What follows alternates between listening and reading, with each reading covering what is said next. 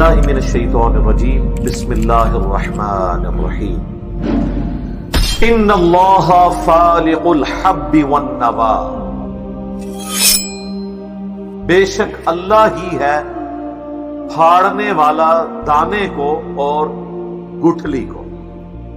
یعنی زمین میں جو ہم اناج بوتے ہیں، گندم کا دانہ بویا جاتا ہے، اسے پھاڑتا ہے اللہ تعالیٰ، دو پتیاں باہر نکلتی ہیں اور پھر ایک اس کا پورا بوٹا لگ جاتا ہے. اسی طریقے سے آپ آم کی گٹھلی کو جب بوتے ہیں، شروع میں دو پتیاں اس کی بھی باہر آتی ہیں، بہرحال پھر سال ہا سال لگتے ہیں، آلموسٹ 8 سال لگ جاتے ہیں اسے پہلی دفعہ پھل دینے کے لیے. تو اللہ تعالیٰ ہی یہ سارے معاملات لے کر چلنے والا ہے. یخرج الحی من المیت، اللہ تعالیٰ نکالتا ہے زندہ کو مردہ سے.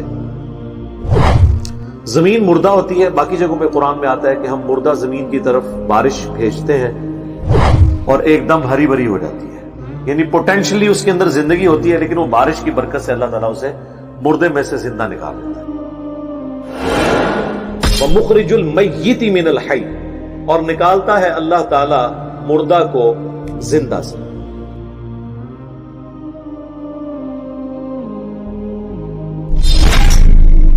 بظاہر تو انڈا مردہ ہی ہے. بعض لوگ سائنٹیفکلی اس کے اوپر اعتراض بھی کرتے ہیں کہ جی وہ انڈے کے اندر زندگی تو ہوتی ہے اور آپ یہ مثال کیوں دیتے ہیں.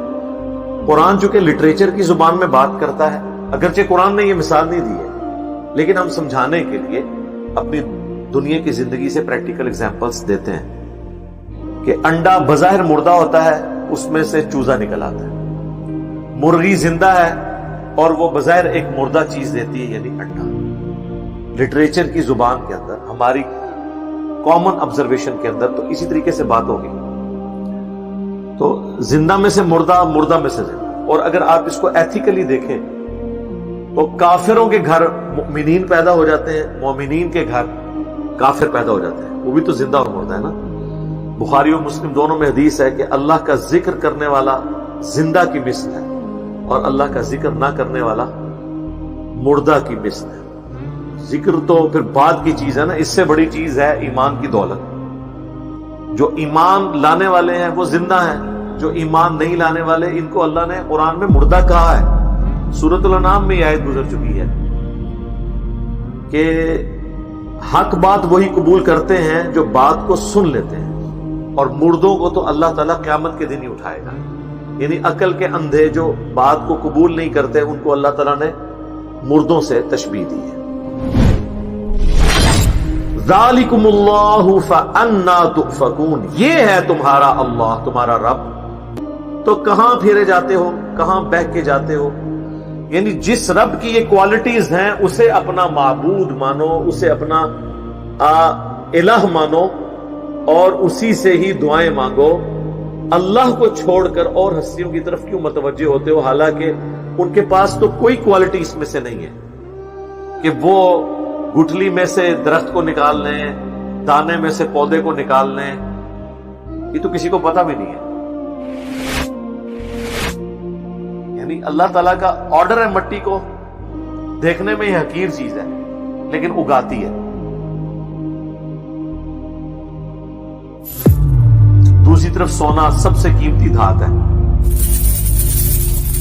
اس میں آپ بیج ڈالیں تو کچھ بھی نہیں نکلے گا. یہ اللہ تعالیٰ نے مٹی کے اندر کوالٹی پیدا کر دی ہے. تو اللہ تعالیٰ فرما رہا ہے یہ ہے تمہارا رب اللہ، اسے اپنا معبود مانو جس کی یہ کوالٹیز ہیں.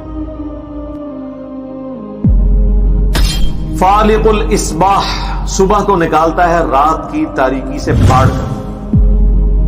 کیسے گریجولی روشنی پھیلتی ہے.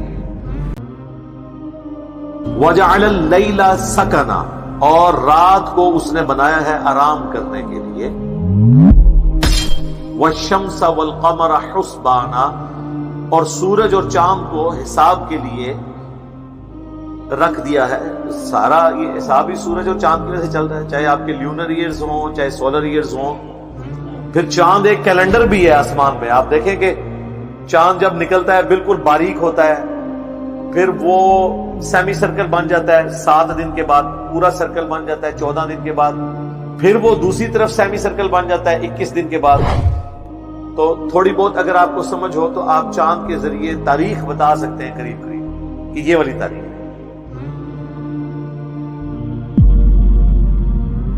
یہ اللہ کی طرف سے کیلنڈر ہے. پھر روزانہ کا ایک کیلنڈر 24 گھنٹوں کا، سورج کے نکلنے سے لے کر غروب ہونے تک. گھڑیاں تو اب ہم نے بنا لی ہے نا، پہلے تو لوگ اسی کے ذریعے سب کچھ کرتے تھے نا. ورٹیکل چیز اپنے گھر کی چھت پہ گاڑ لیتے تھے، اس کے سائے کے ذریعے نمازوں کے اوقات بھی معلوم کرتے تھے، ٹائمنگ بھی معلوم کر لیتے تھے.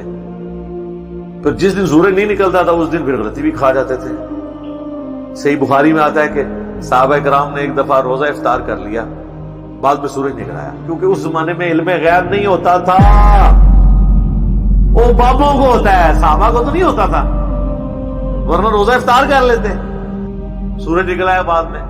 وہ تابعی پوچھتے ہیں کہ پھر کیا کیا تھا؟ انہوں نے کہا پھر اس روزے کی قضا ہی ہم نے دی تھی، کیونکہ ہم تو افطار کر چکے تھے، چاہے غلطی سے کیا، گنتی تو پوری کرنی تھی. آج اگر یہ مسئلہ ہو تو پھر ہم ساتھ یہ بھی سوال پوچھیں گے کہ جی اس زمانے میں علم غیب نہیں تھا ہوتا.